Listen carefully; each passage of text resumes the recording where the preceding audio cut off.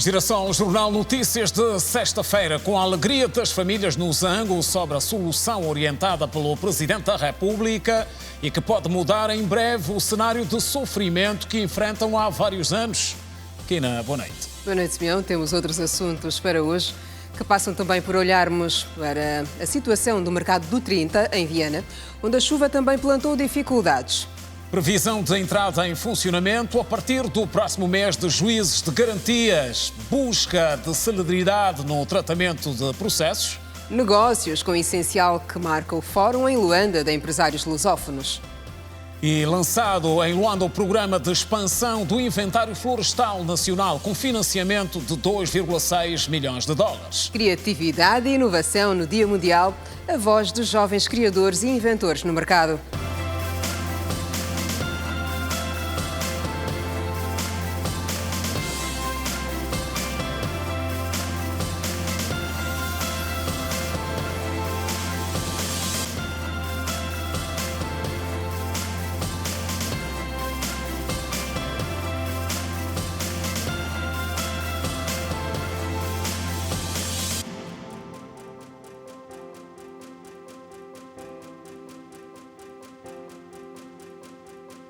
Olá, boa noite.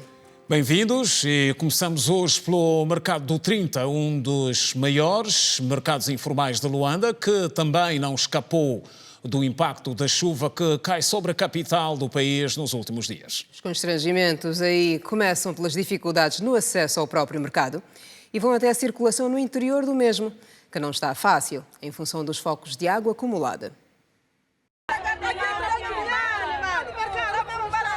Essas reclamações dos vendedores do mercado do quilômetro 30 no município de Viana surgem devido aos problemas que o mercado enfrenta há mais de 8 anos. Um dos principais problemas é o estado atual da via de acesso que aguarda por uma intervenção há anos. Eu não sei que tipo de intervenção que fazem aqui. Metem brita, metem não sei lá o quê. Para nós isso não é satisfatório. Os terminais, os apoios do motor. Aqui danifica muita coisa. Pagamos a taxa, o seguro, a licença. O passageiro aqui, a via do 30 está muito mal. Estamos a sofrer muito mesmo. Ir e volta gasto 1.000 kwanza. Do Zango para aqui 500, de volta também 500 kwanza.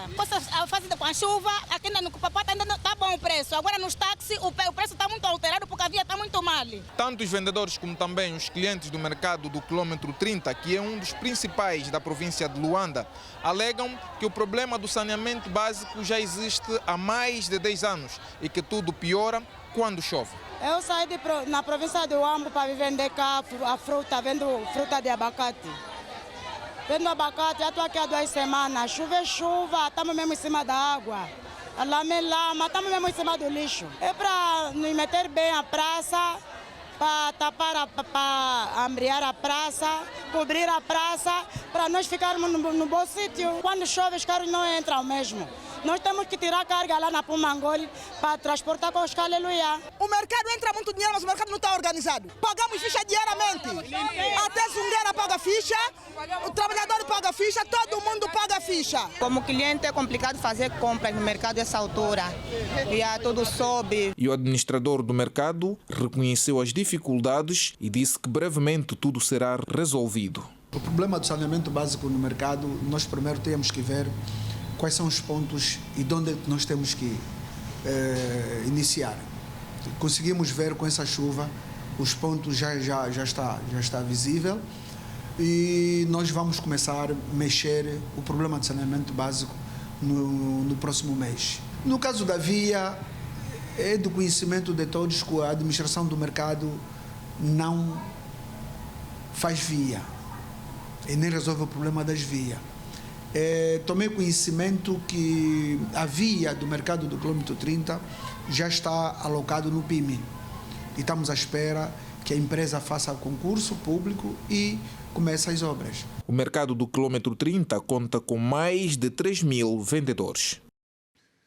E a nossa equipa voltou hoje ao Zango, exatamente no lugar onde já estivemos e conversamos com famílias que enfrentam uma vida difícil. Vivem em tendas e casas de chapas. No local o cenário mantém-se, mas o tom na conversa com as famílias já foi diferente. Pois é, que a mensagem do Presidente da República, com a orientação de que se resolva com urgência o problema, que se estende há vários anos, encheu de alegria a todos. As famílias esperam que o seu sonho seja realizado o mais breve possível, tal como foi orientado pelo chefe de Estado.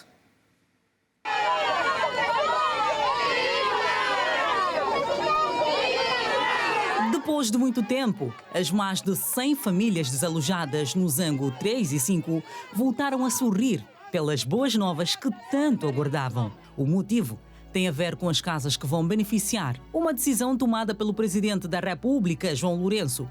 O despacho emergencial assinado pelo chefe de Estado autoriza a construção de 1.500 habitações sociais destinadas ao realojamento dessas famílias.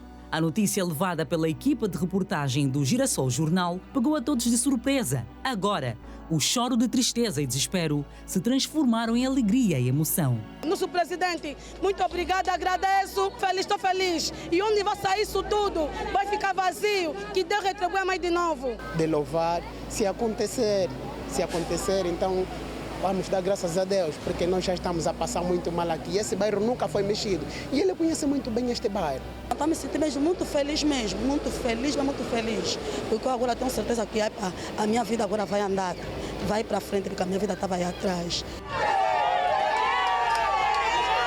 Ter uma casa própria é o sonho de muita gente. E para quem vive em situação de vulnerabilidade, o anseio é maior ainda. Mas este sonho pode estar mais perto do que se pensa. É que estas famílias brevemente serão beneficiadas com novas residências.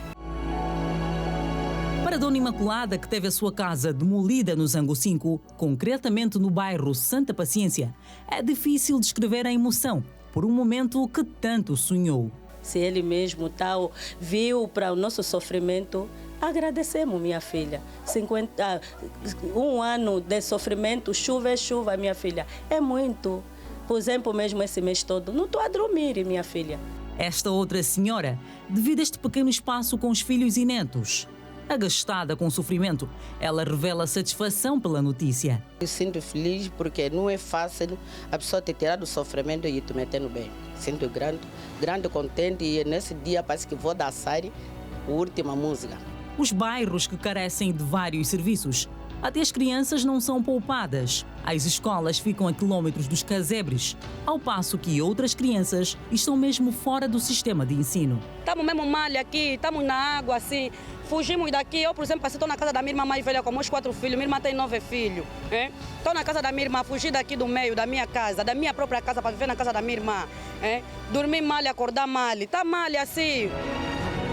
Diferente das primeiras reportagens que mostramos neste lugar, o descontentamento dessas famílias virou esperança. E enquanto as novas casas não chegam, continua o otimismo no seio delas. Em breve, os momentos de terror vividos debaixo da chuva, sol e outros perigos ficarão apenas na memória. São histórias de tristeza, coragem, resiliência, mas com final feliz, contadas pela Rede Girassol. Obrigado pela notícia! Pois é. Empresários dos países lusófonos debatem em Luanda sobre desafios e oportunidades no mercado de investimento. Tudo acontece num fórum que foi aberto hoje aqui na capital do país e que junta homens de negócios dos países de língua portuguesa. A FIN Business Forum Angola tem na lusofonia a base para o estabelecimento de redes de negócios entre empresários que partilham a mesma língua e que estão espalhados por diferentes mercados em 4 continentes, nomeadamente África, América, Europa e Ásia. A expectativa é positiva, tendo em conta que é um projeto que alberga empresários nacionais e internacionais, sobretudo da camada jovem, com perspectiva de investir em Angola, para potencializar a nossa economia e fazer cumprir a palavra de Sua Excelência Presidente da República, na qual diz que temos que diversificar a economia. Nós jovens estamos aqui para cumprir com este papel, criando networking, conexões e, sobretudo, dar sequência de projetos como estes que agregam valores. Estes eventos permitem o investimento, porque há muito investimento, é necessário investir no setor.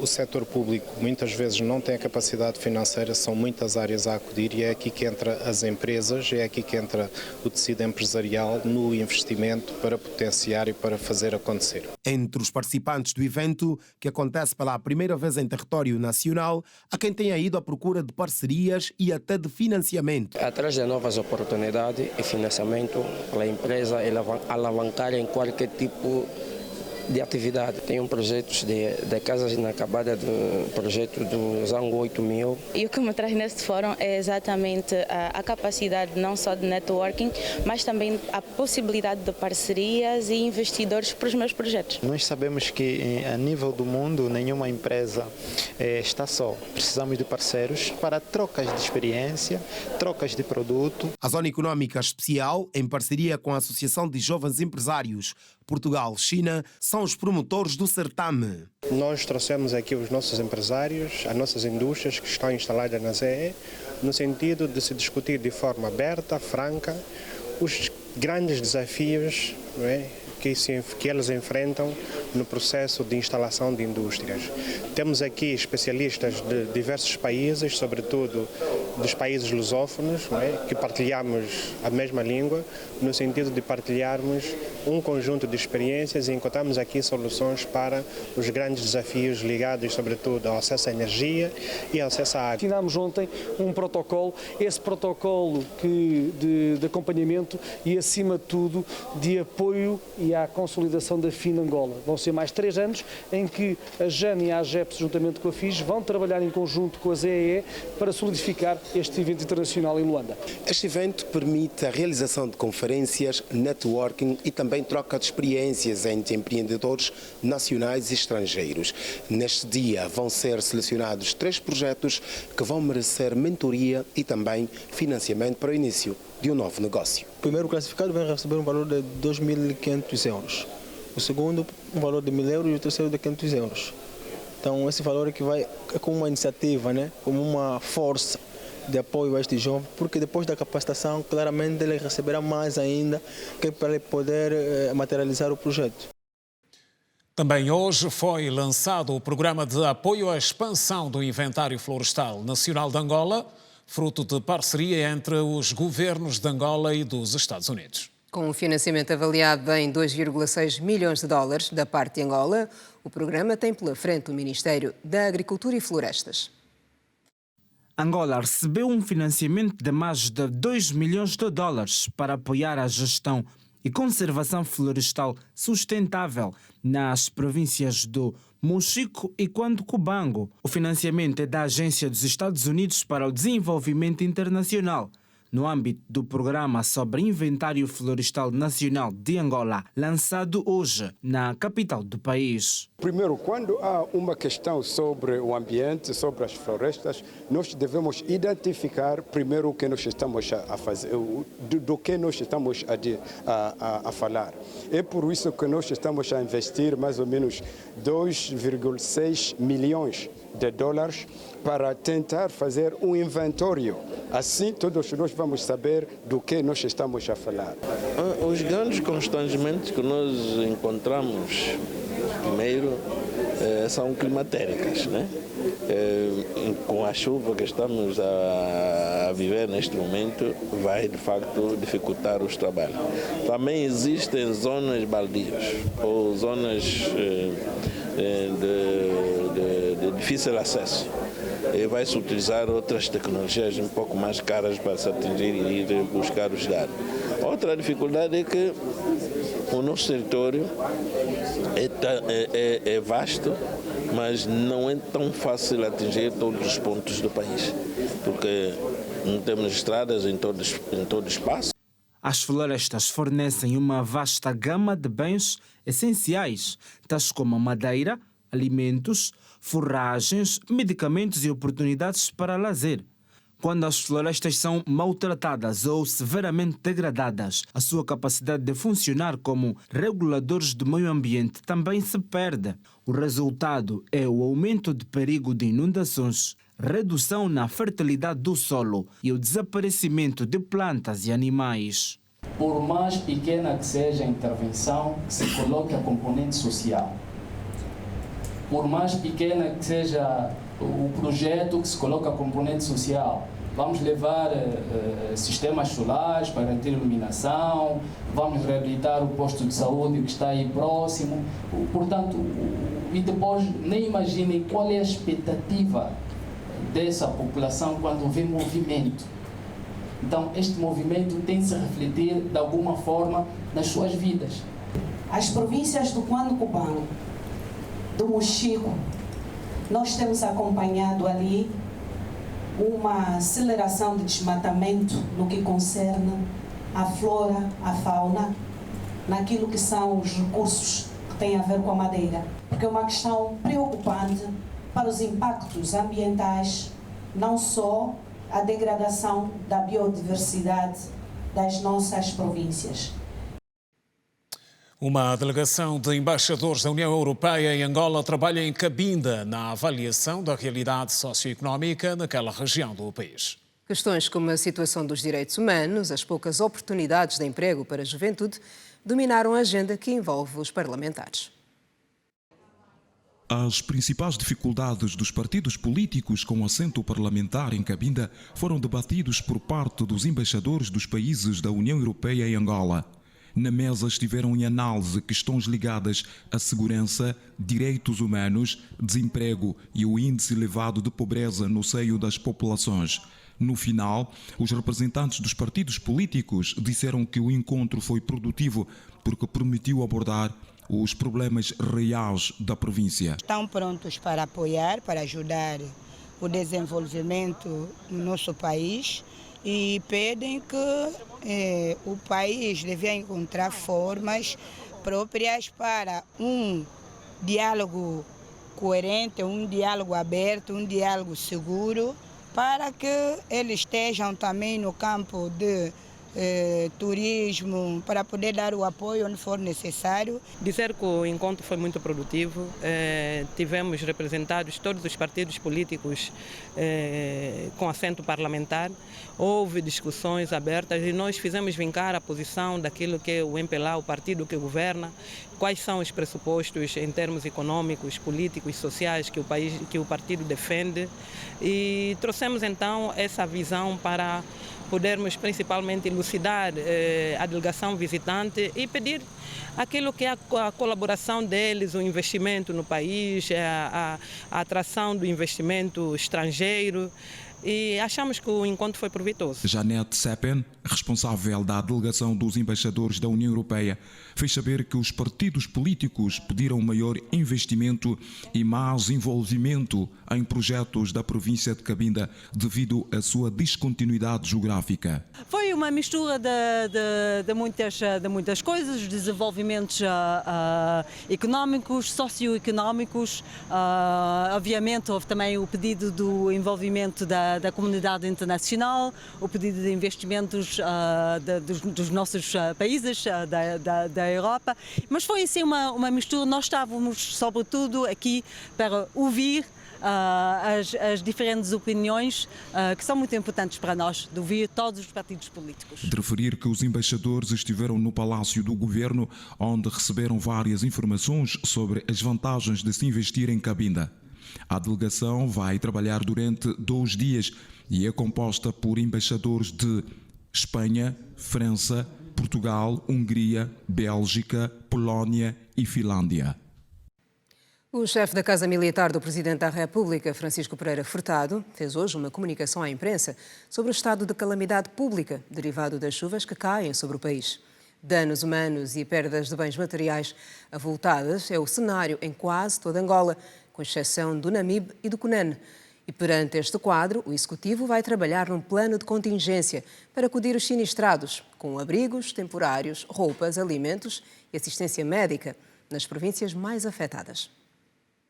Estão na origem disto vulnerabilidades económica e social das populações, grau de exposição ao risco que se apresentam às habitações, ocupação desordenada dos ambientes naturais, nomeadamente dos solos, as múltiplas deficiências das infraestruturas urbanas, o fraco nível de organização comunitária, a não observância dos códigos de construção de habitações. E perante este triste quadro, o Executivo angolano lamenta a morte prematura dos nossos concidadãos e manifesta o seu imprescindível apoio aos familiares. Por outro lado, informa que, para além das medidas para mitigar a situação, não deixará de tomar medidas para desencorajar todos aqueles que, por via de desobediência administrativa, continuam a colocar em perigo as suas vidas, e as administrações estarão a trabalhar para abrigar em lugares seguros os sinistrados. E o ministro do Interior, Eugênio Laborinho, apresentou o balanço da Comissão Nacional de Proteção Civil, com dados de que mais de 66 mil pessoas estão diretamente afetadas pela chuva, mais de 500 árvores caídas só em Luanda. Inundações e desabamentos também fazem parte do balanço. A nível do país, os impactos negativos da chuva já provocaram 308 pessoas mortas, que a província mais afetada foi a província do Ambo, com 54 mortes. Dizer também que foram,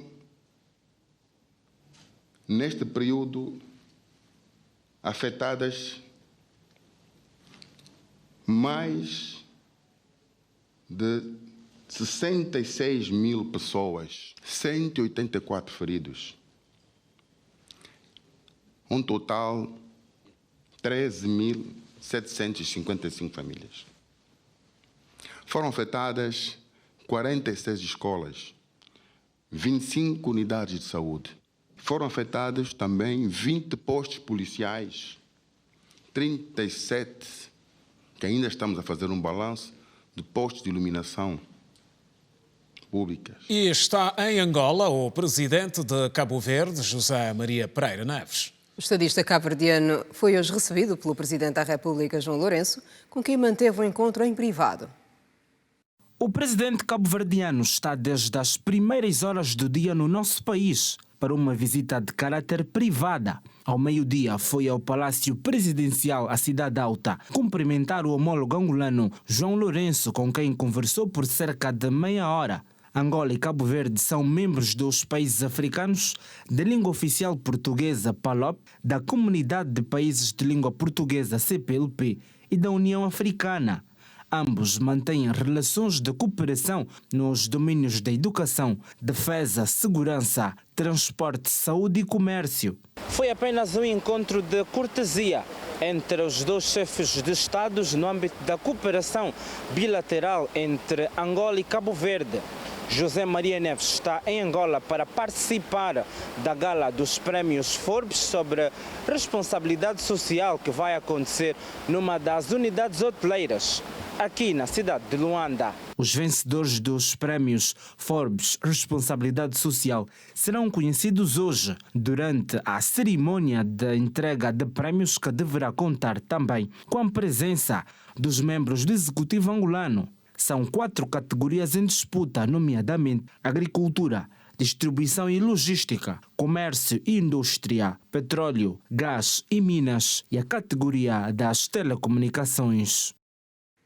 E entrou em funcionamento a partir do próximo mês, em todo o país, os juízos de garantia, com a visão de dar celeridade aos processos judiciais. O assunto dominou hoje o encontro orientado pelo juiz-presidente do Conselho Superior da Magistratura Judicial, no dia em que também terminaram as candidaturas na corrida para os cargos de Procurador e Vice-Procurador da República. Finalmente vão entrar em funcionamento cerca de 158 juízes de garantia depois de vários adiamentos por suposta falta de condições. A decisão saiu do encontro que decorreu hoje à porta fechada numa das salas do Ministério do Interior, orientado pelo venerando juiz conselheiro presidente do Conselho Superior da Magistratura Judicial, com a presença do Ministro do Interior, Eugênio Laborinho, Procurador-Geral da República, Hélder Pitagros, e do bastionário da Ordem dos Advogados de Angola, Luís Monteiro. O exercício da função dos juízes de garantia, a realidade não será diferente. O Código de Processo Penal estabelece um conjunto de poderes e competências quer para o Ministério Público, quer para o juiz de garantia, e é com base nisso que a atuação desses atores da administração da justiça vai se fundar. Questionados sobre a forma de atuação, quer seja do Procurador-Geral da República, como dos juízes de garantia e a Polícia Nacional no exercício das suas funções, as partes foram unânimes em dizer que não haverá conflitos de interesses. Não haverá quaisquer conflitos de interesse. Nesse sentido, o cidadão pode ficar à vontade. O que hoje o Ministério Público é obrigado a fazer e continuará a fazê-lo, mas agora com o conforto para todos os intervenientes. Quando o cidadão for detido ou é detido por qualquer razão, incorrer em alguma prática criminal, for detido pela Polícia Nacional ou pelo órgão de polícia criminal, será encaminhado ao juiz de garantia para, se for o caso, legitimar alguma medida de coação. O Conselho Superior da Magistratura Judicial garante que antes da entrada em funcionamento dos novos juízes de garantia vai ser aprovado a deliberação do Código do Processo Penal para que os novos juízes possam assegurar de forma plena a justiça aos cidadãos. A partir do dia 2 de maio, daqui a uma semana e pouco, entrarão em funcionamento os juízes de garantia. O número vai ser aumentado substancialmente para colmatar as dificuldades. Depois da reunião do Conselho Superior da Magistratura Judicial, a nossa equipa de reportagem seguiu para a Procuradoria-Geral da República, onde vários candidatos ao cargo de Procurador-Geral da República e Vice-Procurador deram entrada das suas candidaturas, processo este que começou na terça-feira, 18 de abril. Para o secretário executivo do Conselho Superior da Magistratura do Ministério Público, Adalberto Luacute, apenas 9 candidatos deram entrada dos seus envelopes para o referido cargo. A Comissão Eleitoral recepcionou 9 envelopes de candidaturas.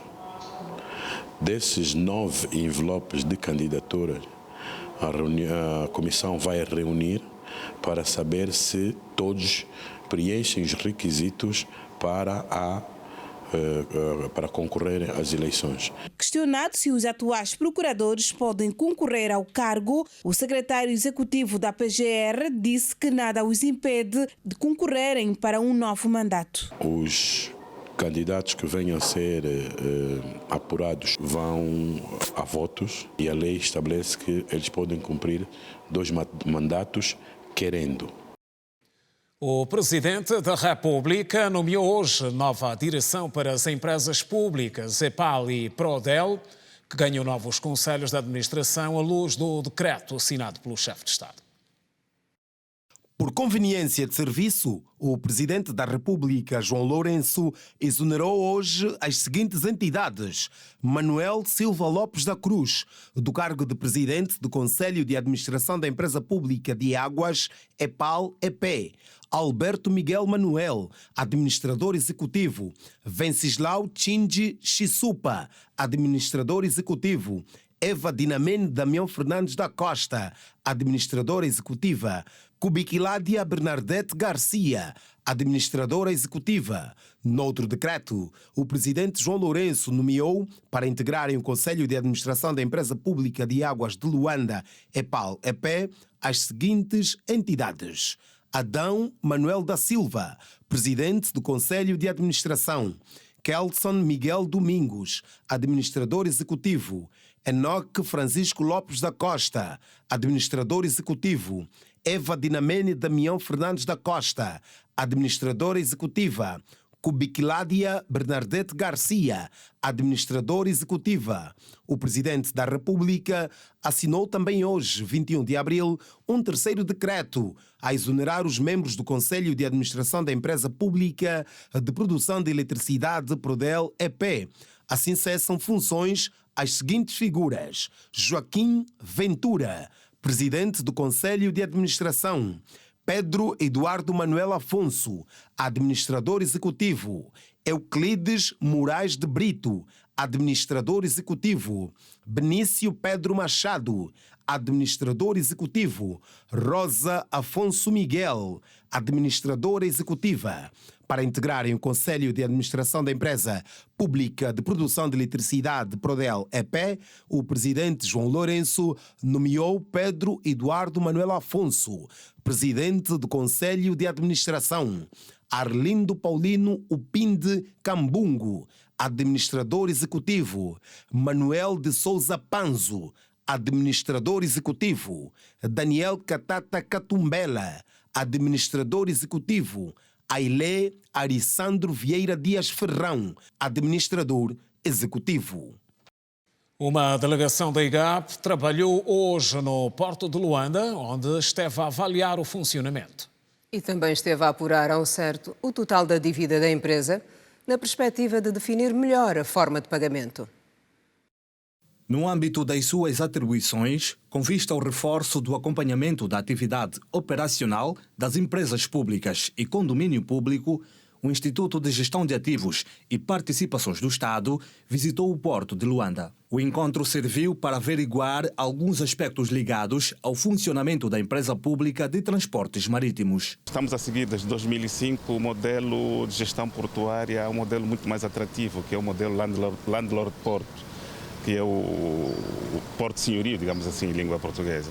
Este modelo permite que o porto acompanhe e fiscaliza todas as atividades dos operadores de terminais, uma vez que nós temos 5 terminais a operarem no Porto de Luanda, então temos estado a acompanhar, com base em contratos de concessão, as atividades de operacionalização dos terminais do Porto, assim como os níveis de investimentos a realizar pelos diferentes operadores. A administração do Porto de Luanda pretende construir várias infraestruturas que brevemente entram em concurso público. A previsão para a construção de um estaleiro naval e um terminal de cruzeiros que estão agora em estudo, os estudos já desenvolvidos e bem avançados para, entretanto, a adjudicação, o lançamento de concurso público para esses operadores. Quanto ao nível da dívida pública da empresa portuária, o seu responsável admitiu que é enorme, mas preferiu não avançar números. Nós discutimos também essa questão porque as dívidas não são dívidas pequenas, são dívidas avultadas, em que muitas das vezes o próprio Estado também entra como devedor, as empresas também são devedores. Eu não posso agora, de momento, não tenho essa ideia, mas é uma dívida bastante enorme e que nós, a nosso nível, podemos, entanto, encontrar uma solução para o efeito. Nesta visita, o IGAP destacou sobre o projeto de concessão de terminais marítimos e também sobre os planos a longo prazo de estratégias do funcionamento do Porto de Luanda e, finalmente, sobre o plano de amortização das dívidas públicas ao Estado.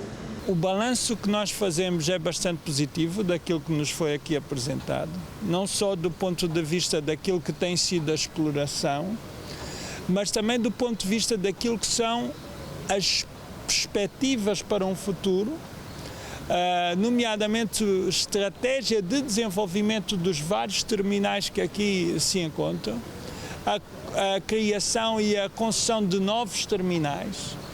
E isso é muito importante para uma economia onde os portos são, de facto, a porta de entrada e de saída de volumes de mercadorias significativos que, no momento de viragem económica, em que Angola ainda é um importador líquido para aquilo que se pretende, que é a diversificação económica e o aumento das exportações, o Porto é, de facto, uma das empresas que deve merecer um acompanhamento muito próximo por parte do acionista. Acontece hoje o último dia de trabalhos nos segundos encontros de finanças públicas em Portugal, onde a Ministra das Finanças, Vera Daves de Sousa, mais uma vez chegou a destacar a necessidade de agora em diante trabalhar mais para depender cada vez menos do petróleo. A ministra das Finanças, Vera Daves, destacou esta quinta-feira em Portugal os desafios da economia angolana, realçando a sua dependência do petróleo e a necessidade da diversificação. Ao intervir no segundo encontro das finanças públicas, construir instituições fortes e inclusivas a decorrer em Lisboa, Portugal, a governante referiu que as economias que dependem de uma só matéria-prima tornam os choques externos ainda mais desafiadores e, em função da evolução do preço e da produção, há consequências para quem tem a responsabilidade de administrar as finanças públicas. Referindo-se a um passado recente, Vera Daves disse que Angola passou de paraíso a inferno quando o preço do petróleo baixou de mais de $100 por barril para menos de $30 em 2014. A dirigente lembrou ainda ter havido em janeiro de 2016 e depois em setembro de 2018 uma leve recuperação do preço do crudo acima de $60 por barril, mas depois voltou a cair, ficando acima de 40 e chegou-se em 2020 com poucos investimentos no setor, o que se refletiu na redução da produção associada à chegada da pandemia da Covid-19. Considerou ainda tal situação uma tempestade perfeita que baixou o preço do barril para menos de $20 e estava correlacionado com a produção, que era de 1,9 milhões de barris por dia, passando para 1,1 milhões de barris diários. Subiu para mais de 600 o número de mortos dos confrontos no Sudão. O assunto está em destaque no Compacto Internacional de hoje. Acompanhe o desenvolvimento com Janete Meio-Dia. Janete, boa noite, mas tens outras na mangas. Boa noite, Kina. Boa noite, Simeão. Exatamente, antes de irmos para o Sudão, vamos passar ligeiramente por 2 países vizinhos e limitados a leste pelo Oceano Índico. Assim que nos acompanha, boa noite. Um estudo que está a ser feito em Moçambique e na Tanzânia indica que o diagnóstico antecipado e o tratamento de crianças nascidas de mães infectadas por VIH-Sida diminuiu em 67% a mortalidade pela doença. O estudo envolveu cerca de 6.000 mães portadoras do vírus da imunodeficiência humana e os seus filhos recém-nascidos nestes 2 países com alta prevalência deste vírus. Veja a seguir outras notas internacionais.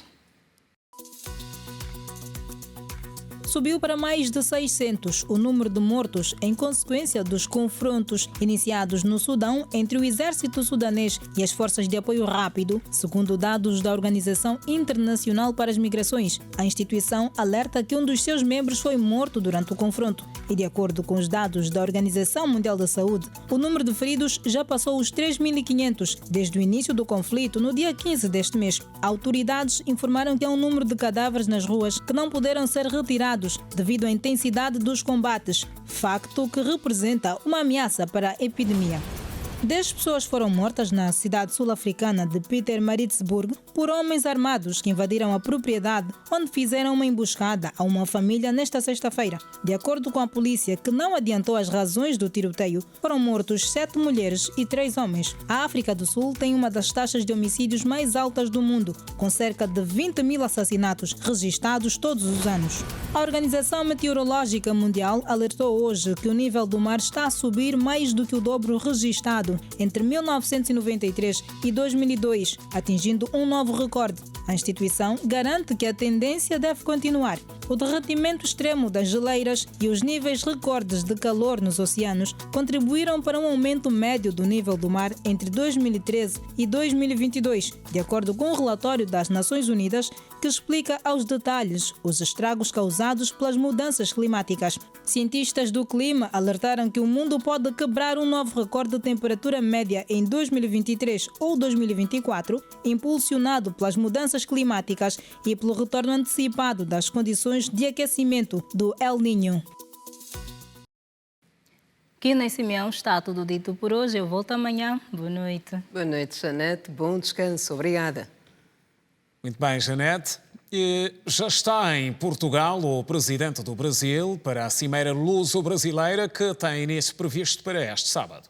Com o essencial a passar pela assinatura de novos acordos de cooperação entre Portugal e Brasil. O presidente do Brasil, Luiz Inácio Lula da Silva, chegou hoje a Portugal para a Cimeira Luso-Brasileira, onde vai fechar pelo menos 13 acordos bilaterais. A Cimeira Luso-Brasileira começa neste sábado e tem como ponto alto a assinatura de 13 acordos nas mais diversas áreas. Depois de 7 anos de pausa, o evento volta a acontecer. Segundo o comunicado do governo brasileiro, a preparação para o encontro começou no fim do ano passado, após as eleições presidenciais em outubro de 2022, na qual Lula da Silva saiu vencedor contra Jair Bolsonaro. A viagem faz parte do relançamento das relações diplomáticas do Brasil com os seus principais parceiros. No aeroporto militar de Figo Maduro, Lula da Silva foi recebido pelo ministro dos Negócios Estrangeiros, João Gomes Cravinho. Na anterior Cimeira Luso-Brasileira, em 2016, estiveram presentes o primeiro-ministro Antônio Costa e o antigo presidente do Brasil, Michel Temer. No encontro, foram assinados 5 acordos bilaterais nas áreas da mobilidade elétrica, literatura, ciência e cooperação para o desenvolvimento. Segundo estimativas das repartições consulares do Brasil em Portugal, a comunidade brasileira está em mais de 250 mil pessoas. Pelo mundo, assinala-se hoje o Dia Mundial da Criatividade e Inovação, 2 temas que têm sido determinantes na Revolução Mundial. E como Angola é um país maioritariamente jovem, trazemos reflexões como a criatividade juvenil pode atrair resultados extraordinários a todos os níveis. O mundo está a ser revolucionado por jovens inventores que, mediante um problema social, trazem uma solução com suas ideias inovadoras. A vida do inovador é basicamente ficar sempre a procurar um problema e ver formas de resolver aquilo através do que ele sabe. Não, mas o objetivo principal é de ajudar a sociedade.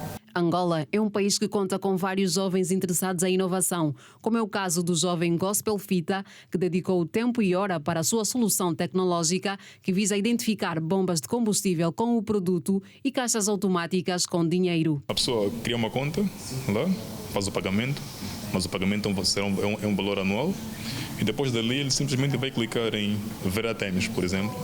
Aí vão aparecer, através do mapa, todos os ATMs que têm dinheiro. E ele ainda vai ter a possibilidade também de conseguir ver se lá há uma enchente ou não.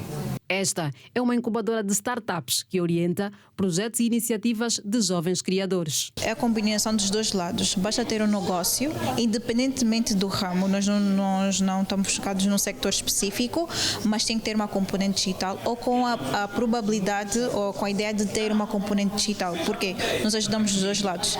Temos pessoas que já têm a parte da ideia digital, mas precisa da componente de negócio.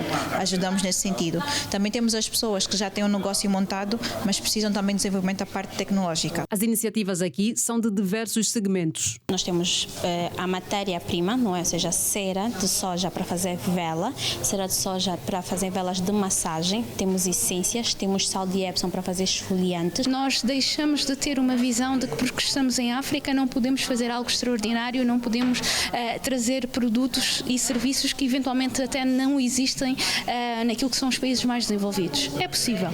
E então eu quero trazer esta mensagem naquilo que é o meu trabalho com as empresas. E o setor da agricultura também tem novidades tecnológicas. Um projeto agroeducacional, na verdade, foi criado ou está a ser desenvolvido para nós trazermos aqui uma referência para as crianças sobre qual é a importância da agricultura no desenvolvimento de qualquer sociedade.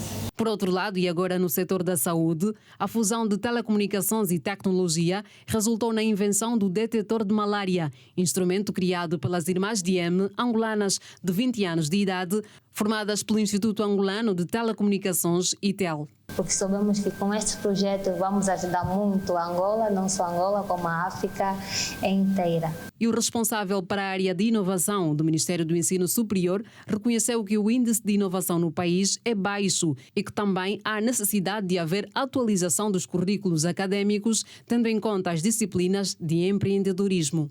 E para fomentar a inovação e criatividade, o Ministério criou uma rede virtual que será gerida por uma entidade privada, após ser submetida em concurso público. Estarão lá presentes nessa rede também entidades de financiamento, terão também entidades como o IAP, entidades para patentear, também está já dentro dessa rede, terão entidades que vão prestar apoio técnico, mentoria, terão todos esses atores, uma rede normal, uma rede que as pessoas podem se inscrever, podem criar alguns links e podem fazer vários contactos, saber como poder, por exemplo, como começar, onde bater a porta quando tiver já o seu negócio. E acontece esta noite, nesse preciso momento, a gala de entrega dos prémios Forbes de Responsabilidade Social, edição 2023.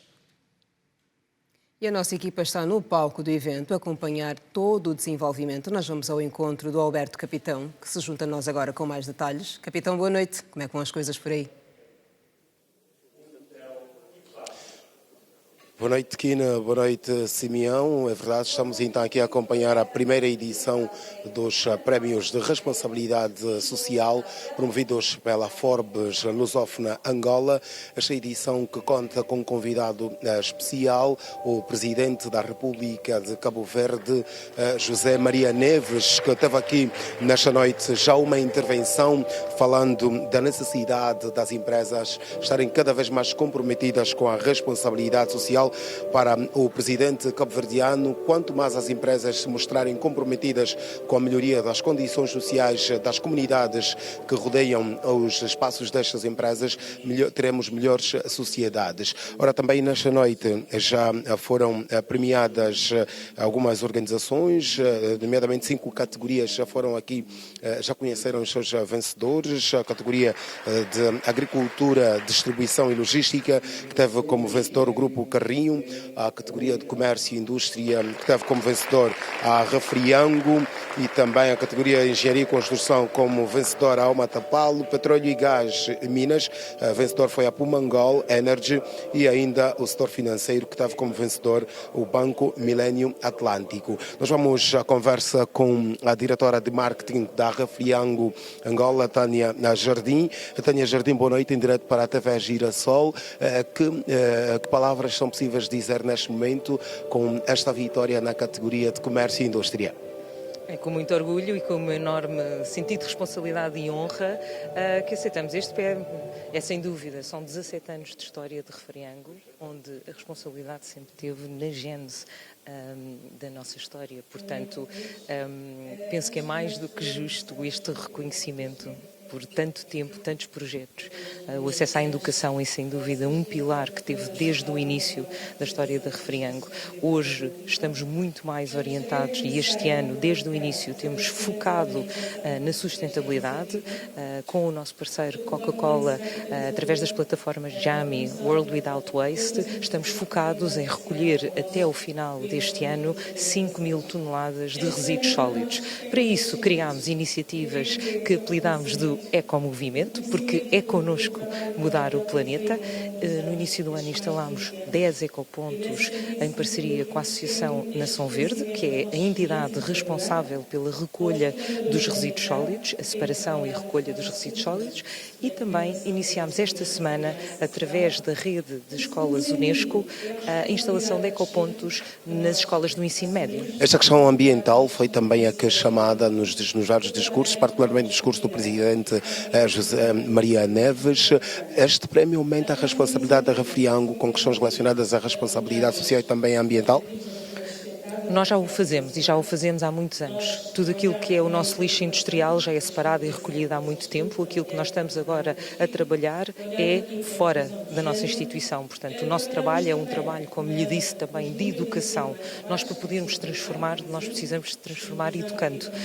E esta é a nossa preocupação. Por isso, não só trabalhamos a parte da comunidade civil, não é? Onde é que as pessoas podem, de facto, depositar os seus resíduos. Trabalhamos também com os catadores. Isto promove também uma economia circular. E agora estamos a começar com as gerações mais pequeninas, através das escolas. Muito obrigado. Aqui então a Tânia Jardim, a diretora de marketing da Refriango, a grande vencedora da categoria Comércio e Indústria, nesta noite em que acontece a primeira edição dos Prémios de Responsabilidade Social Forbes África Lusófona. Ora, como já aqui fizemos menção, o grande convidado desta noite é o Presidente de Cabo Verde, José Maria Neves, que num discurso de aproximadamente 15 a 20 minutos falou sobre vários assuntos, particularmente sobre a responsabilidade das empresas quanto à melhoria das condições de vida das populações que os rodeiam. José Maria Neves disse também que em Cabo Verde as empresas estão cada vez mais comprometidas com a responsabilidade social, com a proteção ambiental,